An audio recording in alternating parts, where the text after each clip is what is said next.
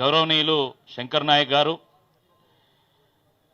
మన మానుకోట మాజీ పార్లమెంటు సభ్యురాలు పెద్దలు గౌరవనీయులు మాలోతు కవిత గారు, మా సోదరులు మురళీధర్ రెడ్డి గారు, మాజీ మున్సిపల్ చైర్మన్ రామ్మోహన్ రెడ్డి గారు, ఉద్యోగులు, ఉపాధ్యాయులు, రిటైర్డ్ ఉద్యోగుల సంఘాల నాయకులు, పెద్దలు గౌరవనీయులు సుంకా బద్రీనారాయణ గారు, పెద్దలు గౌరవనీయులు కొండబొత్తుల ఈశ్వర్ కుమార్ గారు, పెద్దలు గౌరవనీయులు రూపిరెడ్డి వెంకటరెడ్డి గారు, పెద్దలు గౌరవనీయులు మహేందర్ గారు, సోమ గోవర్ధన్ గారు, మా పార్టీ మండల అధ్యక్షులకు, జిల్లా రాష్ట్ర స్థాయి నాయకులకు, ప్రజాప్రతినిధులకు, మాజీ ప్రజాప్రతినిధులకు, మానుకోట పుర ప్రముఖులకు, మీడియా మిత్రులకు, డిఎస్ఎఫ్ఐ నాయకులకు అందరికీ పేరు పేరున నమస్కారాలు. ఈరోజు రాష్ట్రంలో ఎక్కడ చూసినా ఒకవైపు ఆశా వర్కర్లు, ఇంకోవైపు అంగన్వాడీ వర్కర్లు, ఇంకోవైపు విద్యుత్ ఆర్టిజన్లు, మరోవైపు రిటైర్డ్ ఉద్యోగులు, ఈ రకంగా ఉద్యోగులు, చిరుద్యోగులు, రిటైర్డ్ ఉద్యోగులు, విద్యార్థులు రోడ్ ఎక్కి ఈరోజు రాస్తారోకోలు చేస్తున్నారు, ధర్నాలు చేస్తూ ఉన్నారు, రోడ్ ఎక్కి రోధిస్తూ ఉన్నారు. ఈ బంగారు తెలంగాణ ఈరోజు మళ్ళొక్కసారి ఉద్యమ తెలంగాణగా మారుతున్నటువంటి ఒక పరిస్థితులు మనకు కనబడతా ఉన్నాయి. చాలా బాధాకరం. ఆ రోజు 2023 ఎన్నికల సందర్భంగా మరి రేవంత్ రెడ్డి గారు ప్రతి జిల్లాలో ఒక మీటింగ్ పెట్టిండు. ఏ జిల్లాలో మీటింగ్ పెట్టినా ఆ జిల్లాలో ఒక ముచ్చట చెప్పిండు. ఏమన్నాడు? ఉద్యోగులను మేము కళ్ళల్లో పెట్టుకొని కాపాడుకుంటాం, ఉద్యోగులను గౌరవంగా చూసుకుంటాము, ఉద్యోగులకు ఉన్నటువంటి పెండింగ్ బకాయిలను మేము చెల్లిస్తాము, మేము పిఆర్సీ ఇస్తాము, పెండింగ్ డిఏలను క్లియర్ చేస్తాము, హెల్త్ స్కీమ్ను తీసుకొస్తాము, 317 జీవోను సవరణ చేస్తాము అని ఆ రకంగా ఉద్యోగులకు ఇచ్చినటువంటి హామీలు రాస్తే రామాయణం అవుతుంది, లేదా శాంతాడంత లిస్ట్ అవుతుంది. ఆ రకంగా ఉద్యోగులకు అనేక హామీలు ఇచ్చినటువంటి పరిస్థితుల్లో ఆ రోజు ఉద్యోగులందరూ కూడా పోయి కాంగ్రెస్ పార్టీకి ఓట్లు వేసిండ్రు. కోటి ఆశలతోని కాంగ్రెస్ పార్టీని గెలిపించిండ్రు. 2.5 సంవత్సరాలైంది. ఇప్పటివరకు ఏ ఒక్క హామీ కూడా ఇప్పటివరకు నెరవేర్చలే. చాలా బాధాకరం. ఎందుకంటే 60 ఏళ్ళ ఆకాంక్ష మన తెలంగాణ స్వరాష్ట్ర సాధన. ఆ 60 ఏళ్ళ ఆకాంక్షల్లో మరి ఉద్యోగులు కానీ, ఉపాధ్యాయులు కానీ, రిటైర్డ్ ఉద్యోగులు కానీ పోషించినటువంటి పాత్రను ఈ తెలంగాణ రాష్ట్రము ఎన్నడూ మర్చిపోదని చెప్పి ఈ సందర్భంగా నేను మనవి చేస్తా ఉన్నాను.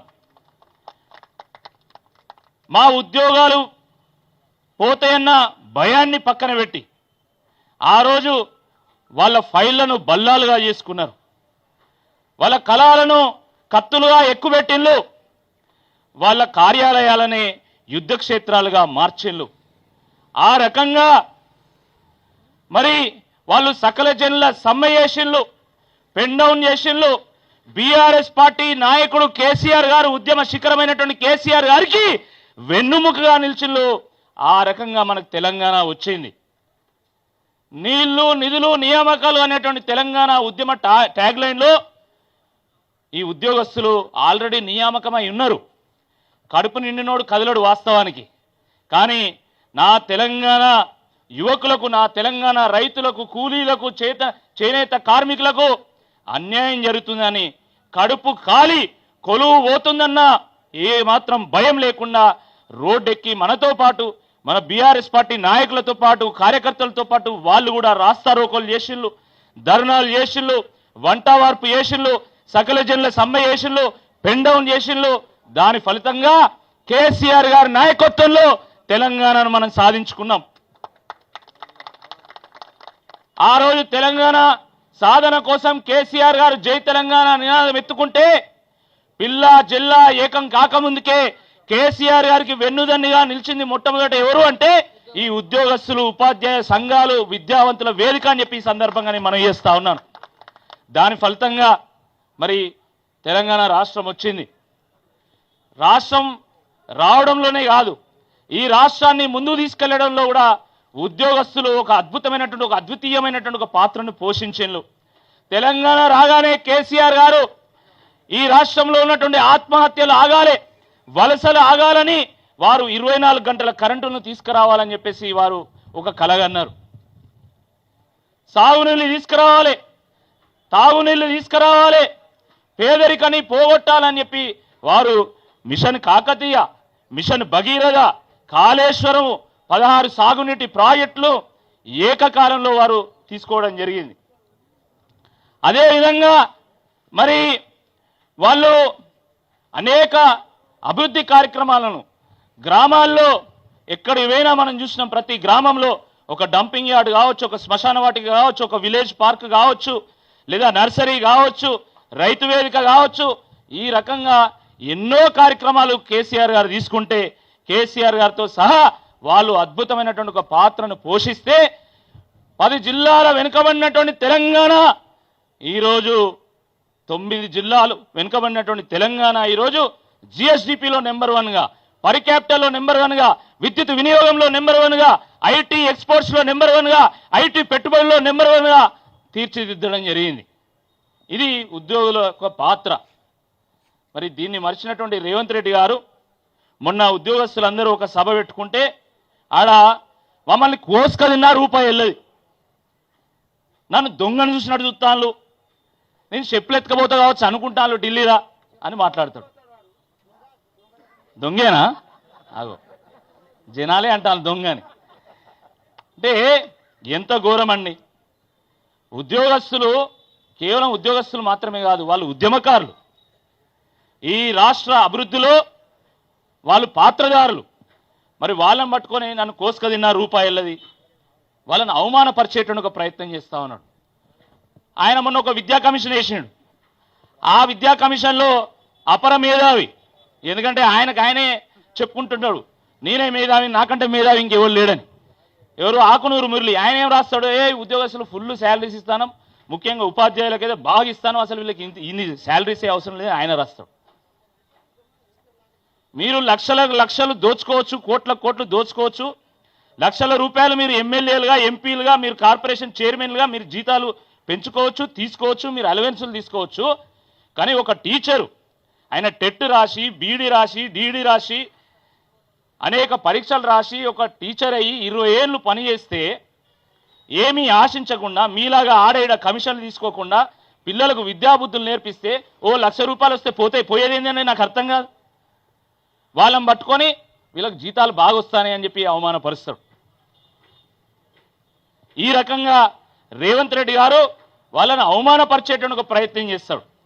అదే కేసీఆర్ గారు చూడండి, కేసీఆర్ గారు ఎంత అద్భుతంగా ఉద్యోగస్తులకు, రిటైర్డ్ ఉద్యోగులకు కావచ్చు, ఎంత అద్భుతంగా వారి పథకాలను రూపొందించి అమలు చేసిండు.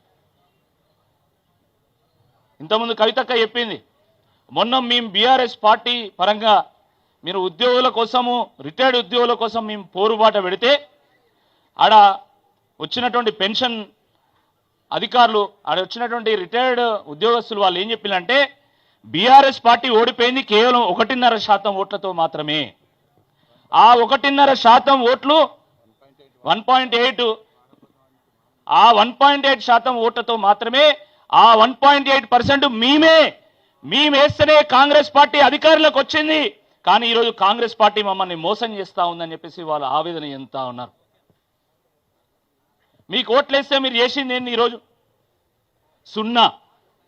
మీరు తెల్లారు లేస్తే ఆ రోజు కేసీఆర్ గారిని తిడుతురి, కేసీఆర్ గారి మీద దుమ్మెత్తి పోస్తురి, లేనిపోని అన్ని చెప్తురి, మీరు అధికారులకు వస్తురి, ఈరోజు ఉద్యోగస్తులను రోడ్డు పాలు చేస్తురి.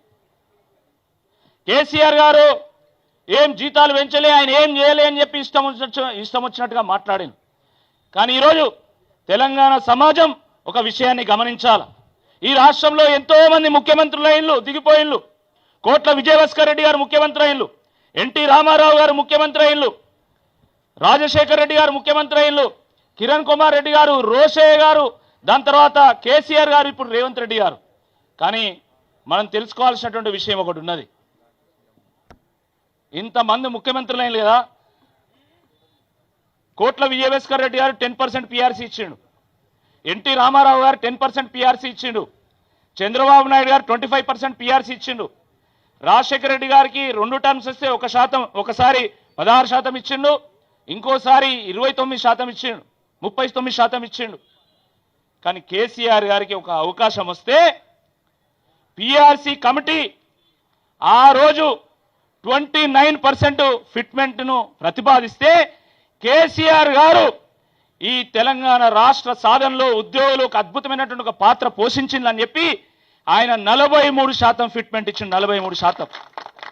ఈ రాష్ట్ర చరిత్రలో ఏ ముఖ్యమంత్రి అయినటువంటి ఫిట్మెంట్ను కేసీఆర్ గారు ఇచ్చినటువంటి వాస్తవాన్ని మనందరం కూడా గమనించాల్సినటువంటి అవసరం ఉంది.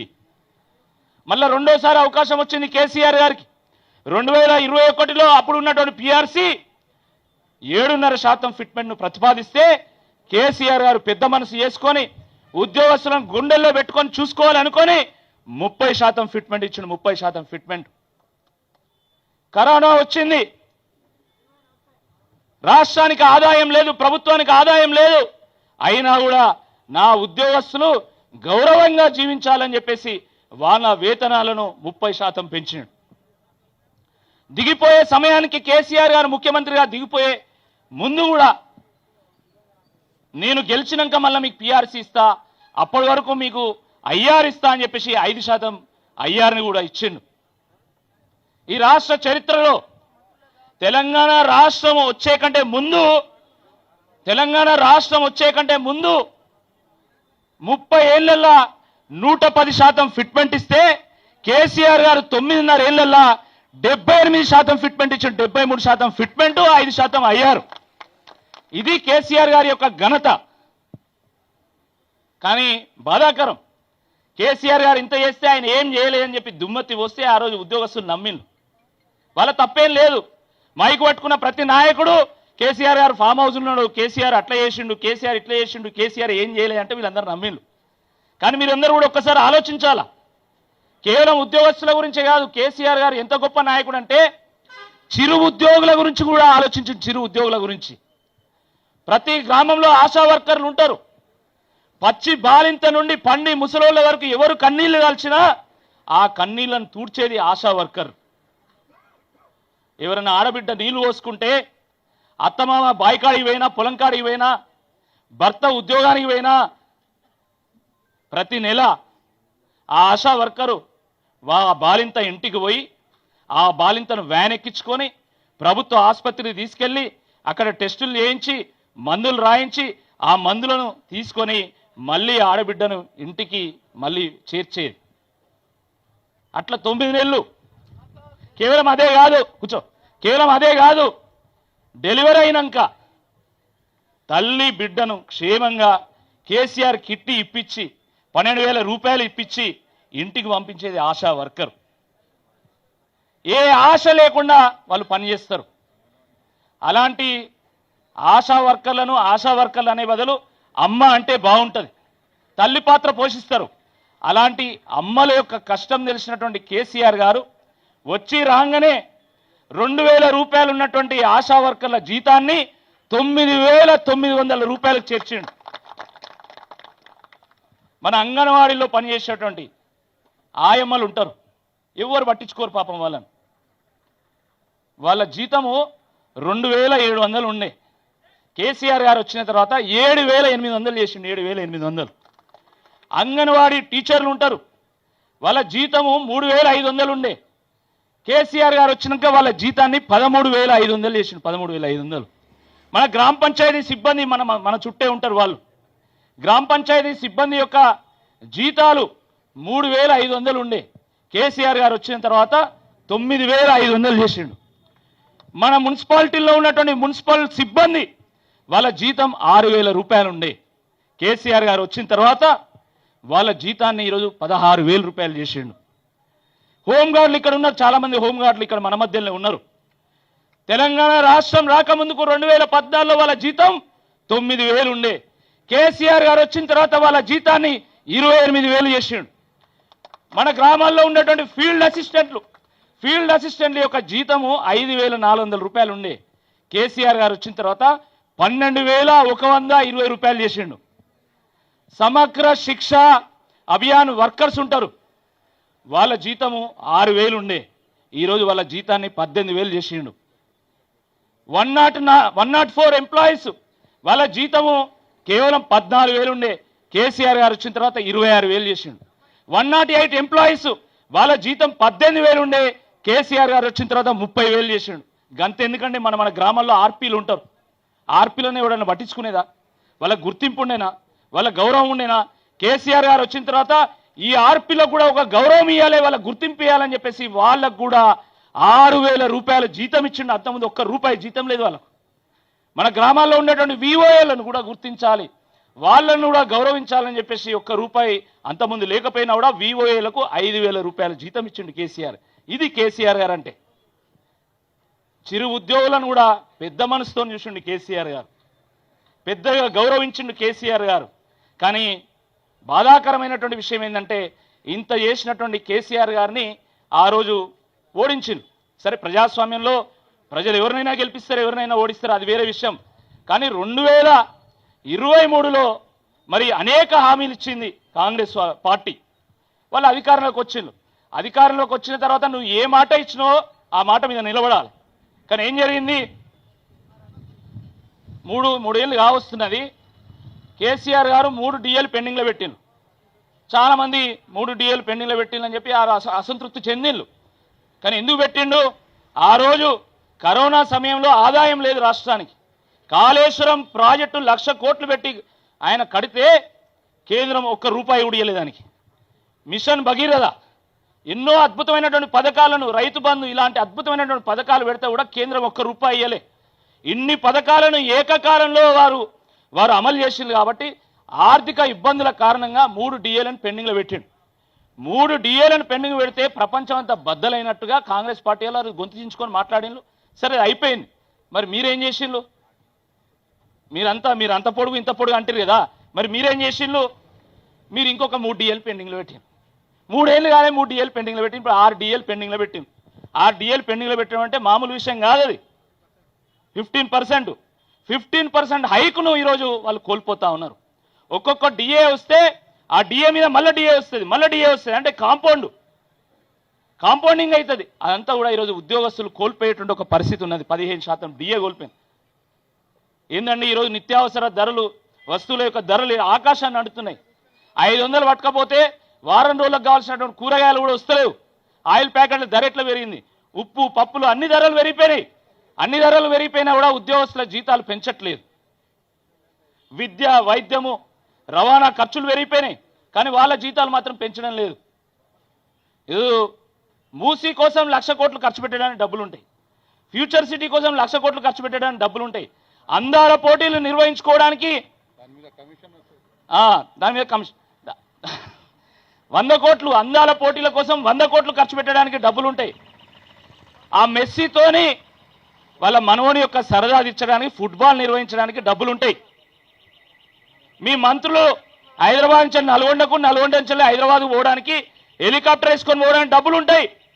కానీ మా ఉద్యోగస్తులకు జీతాలు పెంచడానికి మాత్రం డబ్బులు ఉన్నాయి. మళ్ళీ అవమానపరిచే విధంగా నన్ను కోసుక తిన్నా డబ్బులు ఉన్నాయి, కోసుక తిన్నా ఏమెళ్ళాయి అని చెప్పేసి మాట్లాడుతూ ఉంటారు. ఎంత బాధాకరం అండి. ఏ పార్టీ అడిగిందండి మూసీ కోసం 1,00,000 కోట్లు ఖర్చు పెట్టమని? ఏ ప్రజా సంఘాల నాయకులు వాళ్ళు అడిగిళ్ళు 1,00,000 కోట్లు ఖర్చు పెట్టమని? ఏ అధికారి ప్రతిపాదించిండు 1,00,000 కోట్లు ఖర్చు పెట్టమని? నీ తీటకు నువ్వు కేవలం మీరు దోపిడీ చేయడానికి, దగా చేయడానికి, ఈ రాష్ట్రాన్ని దోచుక తినడానికి ఈరోజు మీరు మూసీ స్కీముని తీసుకొచ్చి ఈరోజు రైతు బంధు ఇవ్వకుండా, కళ్యాణ లక్ష్మి ఇవ్వకుండా, రైతు బీమా ఇవ్వకుండా, ఉద్యోగస్తులకు హైక్ ఇవ్వకుండా, రిటైర్డ్ ఉద్యోగస్తులకు చెల్లింపులు చేయకుండా ఈ రాష్ట్రంలో ఉన్నటువంటి సకల జనులను ఈరోజు ఇబ్బంది పెడతా ఉన్నారు. చాలా చాలా బాధాకరం, చాలా దురదృష్టకరం. ఏమనంటే మేము 1వ తారీఖు జీతం ఇస్తాను అంటాడు. 1వ తారీఖు ఎవరికి ఇస్తానో నువ్వు? ఈ రాష్ట్రంలో 8 లక్షల మంది ఉద్యోగస్తులు ఉన్నారు. దాంట్లో కేవలం 3 లక్షలు, 3.5 లక్షలు మాత్రమే పర్మనెంట్ ఉద్యోగులు. మిగతా 4.5 లక్షల, 5 లక్షల మంది కాంట్రాక్ట్ ఉద్యోగులు ఉన్నారు, అవుట్ సోర్సింగ్ ఉద్యోగులు ఉన్నారు. కేవలము పర్మనెంట్ ఉద్యోగులకు మాత్రమే 1వ తారీఖు జీతం వస్తున్నది.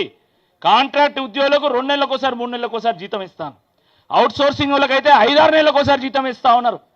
ఆ రోజు కేసీఆర్ గారు ఎంతోమంది కాంట్రాక్ట్ ఎంప్లాయీస్ని వారు రెగ్యులరైజ్ చేసిండు, గౌరవంగా చూసిండు. కానీ ఈరోజు కాంట్రాక్ట్ ఎంప్లాయీస్లను ఒక బానిసలాగా ట్రీట్ చేస్తూ ఉన్నారు. బానిసలే వాళ్ళైతే 3 నెలలకు ఒకసారి జీతం వస్తే వాళ్ళ పిల్లలు ఫీజులు ఎట్లా కట్టాలి, ఇంట్లో నిత్యావసర వస్తువులను ఎట్లా కొనుగోలు చేయాలి, ఎట్లా బతకాలి, ఏమైనా ఆలోచన ఉందా? మీరు మాత్రం నెల నెల జీతాలు తీసుకోవడానికి మీకు డబ్బులు ఉంటాయి, ఫుల్ డబ్బులు. కానీ ఉద్యోగస్తులకు జీతాలు ఇవ్వమంటే మాత్రం ఈరోజు ఈ రకంగా ఇబ్బంది పెడతా ఉన్నారు. చాలా బాధాకరం. ఆ రోజు 317 జీవన్ తీసుకొచ్చింది మన ప్రభుత్వం. కేసీఆర్ గారు ఉన్నప్పుడు 317 జీవన్ తీసుకొస్తే చిన్న పొరపాటు జరిగింది. ఇది వాస్తవమే, పొరపాటును ఒప్పుకోవాలి మనం. 190 మందికి న్యాయం జరిగింది, ఒక 10 మంది మాత్రం ఇబ్బంది పడ్డారు. ఈ జిల్లా వాళ్ళు పక్క జిల్లా పోయి ఇబ్బంది పడ్డారు, వాస్తవమే. సరే, మేము తప్పు చేసినా మమ్మల్ని ప్రజలు ఓడించిండు. నువ్వేమన్నావు ఆ రోజు? నేను రాగానే 317 జీవన్ ఎత్తేస్తాను. ఏమైందిరా భయ్? ఎన్ని రోజులు అయింది నువ్వు వచ్చి? 3 ఏళ్ళు అయింది. 3 ఏళ్ళు అయినా ఇప్పటివరకు ఆ జీవన సవరణ లేదు. ఎక్కడోళ్ళు అక్కడనే ఉన్నారు. వరంగల్లో పోయి ఏటున్నారని పనిచేస్తాను, వరంగల్లో వచ్చి ఇక్కడ మన డోర్నకల్లో పనిచేస్తాను. వీళ్ళని మళ్ళీ వరంగల్ పంపించమంటే సప్పుడు లేదు, సరి లేదు. మరి అప్పుడు చెప్పింది కదా మాట అంటే ఎవడు సప్పుడు చేయడు. కొండ మురళి గారు, కొండ సురేఖ గారు మాట్లాడరు, ఇంకోరు మంత్రి సీతక్క. వాళ్ళకి ఎంతసేపు వాళ్ళ పదవులు వాళ్ళ భూముల గురించే. అసలు ఉసిరేయాల మూట కంటే అధ్వానం అండి మంత్రివర్గం. ఇవ్వని మాట వాంది, ఒక్క దగ్గరికి రారు, ఒక్క మాట మీద ఉండరు వాళ్ళు. ఎప్పుడన్నా మా సత్యవతి గారు ఉన్నప్పుడు, ఎర్రబెల్లి దయాకర్ రావు గారు ఉన్నప్పుడు, మంత్రులుగా ఉన్నప్పుడు ఎంత అద్భుతంగా ప్రజల యొక్క వాళ్ళు అవస్థలు వినేది. మంచిగా కేసీఆర్ గారి దగ్గర తీసుకుపోయి వారు ఆ ప్రాబ్లమ్ని సాల్వ్ చేసేది. ఈరోజు ఏంది మంత్రుల పరిస్థితి ఏంది? మంత్రి బిడ్డ ఏం మాట్లాడుతుందండి? మంత్రి బిడ్డ రేవంత్ రెడ్డిని చిట్టా అయిపోతా అంటది. అయినా కూడా సిగ్గు లేకుండా రేవంత్ రెడ్డి ఇంకా ఆ కొండ సురేఖను మంత్రివర్గంలో పెట్టుకుంటాడు. గింత శాతగానవాడు ముఖ్యమంత్రి ఉంటే ఏం పరిపాలన నడుస్తుందండి అసలు? కాబట్టి మంత్రులకు సఖ్యత లేదు. ఏ మంత్రి కూడా ఉద్యోగస్తుల గురించి మాట్లాడటోళ్ళు లేరు, రిటైర్డ్ ఉద్యోగస్తుల గురించి మాట్లాడటోళ్ళు లేరు, విద్యార్థుల గురించి మాట్లాడటోళ్ళు లేరు. ఎంతసేపు వాముల భూముల గురించి, వాళ్ళ దోపిడీ గురించే వాళ్ళు మాట్లాడుకుంటారు తప్ప ఎక్కడ కూడా ప్రజల గురించి పట్టించుకునేటువంటి పరిస్థితి లేదు. రిటైర్డ్ ఉద్యోగుల యొక్క బాధలు వింటుంటే అసలు ఎందుకేషన్లు ఈ కాంగ్రెస్ పార్టీకి అని అందరూ చర్చించుకునేటువంటి ఒక పరిస్థితి వచ్చింది. పాపం వాళ్ళు బీపీలతోని, షుగర్లతోని, క్యాన్సర్లతోని, ప్రాణాంతకమైనటువంటి వ్యాధులతోని చివరి దశలో వాళ్ళు ప్రాణాలతోని కొట్టుమిట్టాడుతూ ఉంటే వాళ్ళ రిటైర్మెంట్ బెనిఫిట్స్ అంటే ప్రభుత్వం ఏమి ఇచ్చేదేం లేదండి. వీళ్ళు ప్రభుత్వం దగ్గర దాచుకున్న డబ్బులు ఏవైతున్నాయో ఆ డబ్బులను ఏమంటే ఈరోజు ఎవరు మాట్లాడు, ఒక్కరు మాట్లాడరు. 100 మంది చనిపోయారు. ఆ డబ్బులు రాక చివరి దశలో హాస్పిటల్లో ఖర్చులకు డబ్బులు లేక 100 మంది చనిపోయారు. మన మానుకోటలో కూడా ఎవరో చనిపోయిందని సోమిరెడ్డి అనేటువంటి ఒక రిటైర్డ్ ఎంప్లాయీ, ఆయన ప్రాణంతో కొట్టుమిట్టాడి ప్రభుత్వం యొక్క సహకారం లేక చనిపోయాడు. ఇంత బాధాకరం. లాస్ట్కి ఎంత దయనీయమైనటువంటి పరిస్థితి ఉందంటే ఈ రాష్ట్రంలో, మొన్న ఒక జడ్జి రిటైర్ అయింది. ఆ జడ్జి కూడా రిటైర్మెంట్ బెనిఫిట్ రాలి. ఆ జడ్జి ఏం చేసిందంటే హైకోర్టు వేయండి, నాకు రిటైర్మెంట్ బెనిఫిట్స్ రాలే, మీరు ప్రభుత్వంతో మాట్లాడాలి, ప్రభుత్వానికి నోటీస్ ఇస్తే నాకు రిటైర్మెంట్ బెనిఫిట్ వస్తుందని పోతే కోర్టు మొట్టుకాయలు ఇస్తే మొన్న రిటైర్మెంట్ బెనిఫిట్ వచ్చింది. అందరికీ న్యాయం చెప్పేటువంటి న్యాయమూర్తి పరిస్థితే ఇట్లా ఉన్నది అంటే ఒక సామాన్య ఉద్యోగుడి పరిస్థితి, సామాన్య ఉపాధ్యాయుని యొక్క పరిస్థితి ఏంది? వాళ్ళకి ఈరోజు రిటైర్మెంట్ బెనిఫిట్ రావాలంటే వాళ్ళు పోయి హైకోర్టులో ఒక పిటిషన్ వేయాలి. ఆ పిటిషన్ వేసినాక 3 నెలలకు 6 నెలలకు ఆ జడ్జి వింటాడు. విన్న తర్వాత ఆయన ఒక తీర్పు ఇస్తాడే, మీరు ఖచ్చితంగా వీళ్ళకి ఇచ్చేసేయాలని చెప్తాడు. చెప్పినాక మళ్ళీ 6 నెలల పాటు అసలు ప్రభుత్వం స్పందించదు. అప్పుడు మళ్ళీ ఆ రిటైర్డ్ ఎంప్లాయీ పోయి మళ్ళీ కోర్టులో కంటెంప్ట్ పిటిషన్ వేయాలి. కంటెంప్ట్ పిటిషన్ వేసినాక ఆ అధికారిని కోర్టు పిలిపించడానికి మళ్ళీ 3 నెలలు 6 నెలలు పడుతుంది. అప్పుడు ఆ అధికారి వచ్చిన తర్వాత అప్పటి వరకు ఆయన వచ్చిన తర్వాత అప్పుడు నువ్వు ఎందుకు ఇస్తలేవు, కంటెంప్ట్ నోటీస్ చేస్తే నిన్ను జైలు వేస్తా అంటే అప్పుడు ఆయన ఓ చెక్కు సంతకం చేస్తాడు. అది ఎప్పుడు వస్తుందో కూడా తెలియదు. అంటే ఒక ఎంప్లాయీకి, ఒక రిటైర్డ్ ఎంప్లాయీకి బెనిఫిట్ రావాలంటే ఈరోజు కనీసం 1.5 సంవత్సరంన్నర కోర్టు చుట్టూ తిరిగితే తప్ప రాదు. ఏందండి వీళ్ళ వయసు 60 ఏళ్ళు, 65 ఏళ్ళ వయసులో హైకోర్టు చుట్టూ, కార్యాలయాల చుట్టూ తిరిగి అడుక్కునేటువంటి ఒక పరిస్థితి ఎందుకు దాపురించిందని చెప్పి ఈ సందర్భంగా నేను అడుగుతున్నా. అదే కాదు, ఈరోజు సిపిఎస్ విధానాన్ని పక్కన పెట్టి ఓపీఎస్ విధానాన్ని తీసుకొస్తా ఉన్నారు. సిపిఎస్ అంటే ఏంటంటే, సిపిఎస్ అంటే ప్రతి నెల ఎంప్లాయీ 6% ఆయన కడితే ప్రభుత్వం ఒక 6% కట్టి అవన్నీ కూడా మరి అవన్నీ దాచి లాస్ట్కు వీళ్ళు రిటైర్ అయ్యేటప్పుడు ఒక పెద్ద మొత్తాన్ని ఇస్తారు. 50 లక్షలు కోటి రూపాయలు ఎంతో కొంత ఇస్తారు. ఇది సిపిఎస్ విధానం. ఓపీఎస్ విధానం అంటే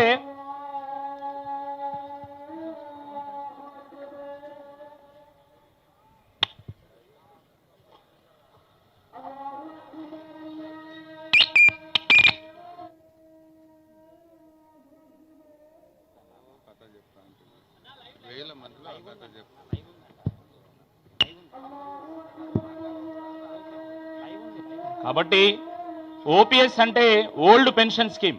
ఓల్డ్ పెన్షన్ స్కీమ్ కింద అన్నేమో తొందరగా కంప్లీట్ చేయంటాడు. కంప్లీట్ చేస్తా ఏం లేదు, ఎట్లా మనం నేనే చివరి కాబట్టి వన్ కూడా కాలే. కాబట్టి ఓపీఎస్ విధానం అంటే రిటైర్ అయిన తర్వాత నెలకు 10,000 20,000 పెన్షన్ వస్తుంది. ఆ పెన్షన్ వస్తే ఎవరైనా మనవరాలు ఇంటికి వస్తే బిస్కెట్ పొడనో చాక్లెటో కొనిచ్చేటువంటి ఒక పరిస్థితి ఉంటుంది. కానీ సిపిఎస్ విధానం వల్ల ఈరోజు పెన్షన్ వచ్చేటువంటి ఒక పరిస్థితి లేదు. రిటైర్ అయిన తర్వాత వాళ్ళు కొడుకుల మీద బిడ్డల మీద ఆధారపడేటువంటి ఒక పరిస్థితి నిర్మాణం అయింది. కాబట్టి ఓల్డ్ పెన్షన్ స్కీమ్ని తీసుకురావాలని చెప్పేసి వాళ్ళు డిమాండ్ చేసిండ్రు. కాంగ్రెస్ పార్టీ ఒప్పుకున్నది, మేనిఫెస్టోలో పెట్టింది. కానీ ఈరోజు 3 ఏళ్ళు అయినా కూడా ఇప్పటివరకు ఓపీఎస్ విధానం తీసుకురావట్లేదు. కాబట్టి అనేక హామీలు ఇచ్చి మరి